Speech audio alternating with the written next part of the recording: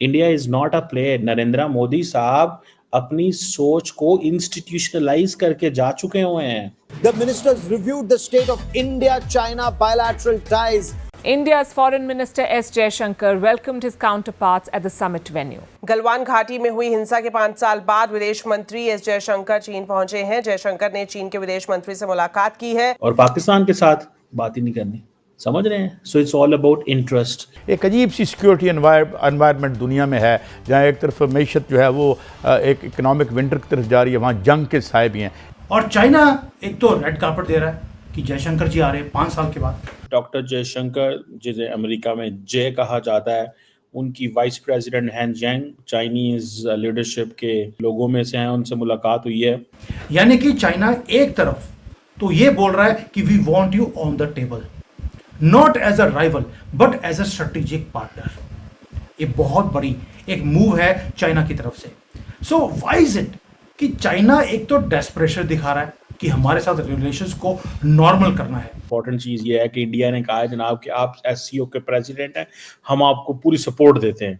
ये होती है diplomacy, this is called diplomacy. और ये आपको पता है जयशंकर का 5 सालों में पहला दौरा है। हेलो दोस्तों, नमस्कार। राजन्यूज एमपी में आप सभी का स्वागत है। दोस्तों एससीओ समिट में शामिल होने चाइना पहुंचे भारतीय विदेश मंत्री एस जयशंकर को चाइना में मिले रेड कारपेट को देख पाकिस्तान को बहुत मिर्ची लगी है। भारतीय विदेश मंत्री एस जयशंकर की डिप्लोमेसी को देख भिखारी पाकिस्तान की चीखें निकल गई हैं।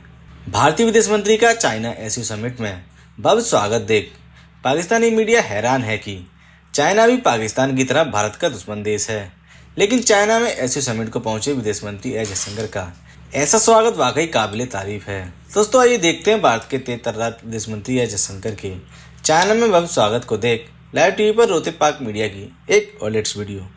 और जयशंकर क्या कह रहे हैं? We want to improve relations, our relationship is in positive trajectory, our relationship is in positive trajectory, this is what Indians are saying. But in reality, जैसे मैंने आपको कहा है कि जो वो बात कर रहे हैं उसमें अगर आप देखें, असल में इंडिया ये तो चाइना को कहता है हम आपसे अच्छे ताल्लुकात रखने चाहते हैं, लेकिन पाकिस्तान के साथ वो कभी नहीं कहेंगे हम अच्छे ताल्लुकात रखना चाहते हैं। इंडिया बहुत कोशिश कर रहा है मैं चाइना के करीब जाऊं, और चाइना भी बहुत कोशिश कर रहा है कि मैं इंडिया और अमेरिका का जो आपस में जो एक इंडो पैसिफिक में पार्टनरशिप थी मैंने उसको तोड़ूं। चाइना हैज बीन सक्सेसफुल क्योंकि अमेरिकन जो है they are going for changing their approach for Indo-Pacific। और ये जो डॉक्टर जयशंकर का वहाँ पे जाना और वहाँ पे जाके मिलना और कहना जी कि हमारे 75 साल हो गए हैं, आप देखें, look at, you call it hypocrisy or you call it national interest। In the peak of Pakistan-China confrontation, in the peak of Pakistan-India confrontation, the Chinese were completely working with Pakistan how to damage India।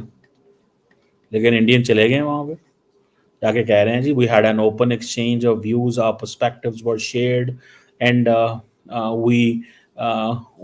we showed commitment, and we believe that we are two big nations and we need to move on। अब आपको पता है SCO is a counterbalance to Western alliances। They talk of deeper alliances, they talk of deeper cooperation and all that।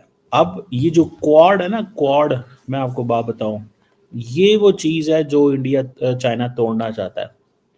और वो काम मैंने आपको क्या बताया, वो काम वो अमेरिकन ने खुद ही कर दिया है, बिकॉज अमेरिकन कह रहे हैं कि we don't want to give them everything. So जो चाइना और इंडिया की लड़ाइयाँ चढ़ाइयाँ होती थी, they are going to be, वो कहते हैं यार इसको बैलेंस करो। $125 बिलियन से ज़्यादा डिफेंस ट्रेड है, $125 बिलियन से ज़्यादा की ट्रेड है।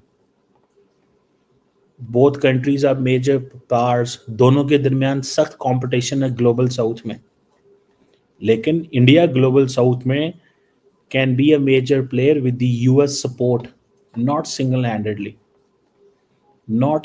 Handedly. But China doesn't need anyone's support to be a leader or to act to global south, which is a fact. Everybody understands that. सो ये जो एक प्रैग्मेटिक कोऑपरेशन की बातें हो रही हैं इंडिया और चाइना के दरमियान में, basically India is looking for its long term economic relations, long term. आप देखिए 5 साल बाद जयशंकर आया, लेकिन they never lost an opportunity और दे नेवर डिस्कनेक्टेड और दे नेवर डिसकंटिन्यूड टॉकिंग। और पाकिस्तान के साथ बात ही नहीं करनी, समझ रहे हैं? So it's all about interest. अगर जितने इंडिया को ट्रेड, आप देखें ना, $100 अरब की इंपोर्ट बिल है इंडिया का चाइना से, even then with this $100 billion import bill, even then India would love to talk. Why? Because economic activity generate होती है। पाकिस्तान से ज़्यादा economic activity generate नहीं होती तो उन्होंने बात क्या हमारी होनी है? So इंडिया जाएगा उधर जहाँ कारोबार होगा। इस चीज़ को थोड़ा सा जहन में रख लें। India will go at a place where there is a business। कहानियाँ कोई नहीं अब सुनते लोग। हमारी लीडरशिप को थोड़ा सा इसमें थोड़ा सा एक्टिव होना पड़ेगा। We have to make sure that whatever we sell to the world, it is something concrete. Talking about promises, talking about all that, it is not something which is going to be there. ये चीज़ नहीं चलेगी भाई साहब, ये ज़हन में रखिएगा। ये promises और ये सारा चीज़ें नहीं चलेंगी वहाँ पर। हमें इस चीज़ को थोड़ा सा रीड करना पड़ेगा।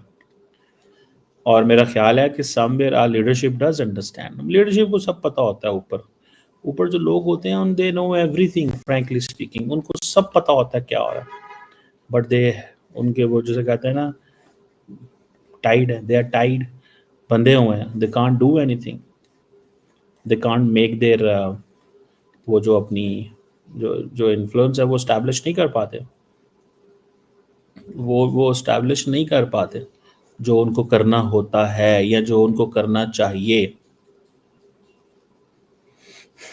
ये चीज़ है। सो मुझे ऐसे लगता है कि इंडिया और चाइना की आपस में नॉर्मलाइजेशन नज़र आती है, but that is frankly speaking not a real normalisation. ये कोई रियल नॉर्मलाइजेशन नहीं है भैया, समझ रहे हैं आप बात? इस चीज़ को जहन में रख लें, ये कोई रियल नॉर्मलाइजेशन नहीं है। इसमें every country is looking for an opportunity. देखिए क्या इंडिया की लीडरशिप ने ये नहीं कहा कि 2035 तक हम अपना वो बना लेंगे, स्टेल्थ जेट बनाएंगे, कहा ना?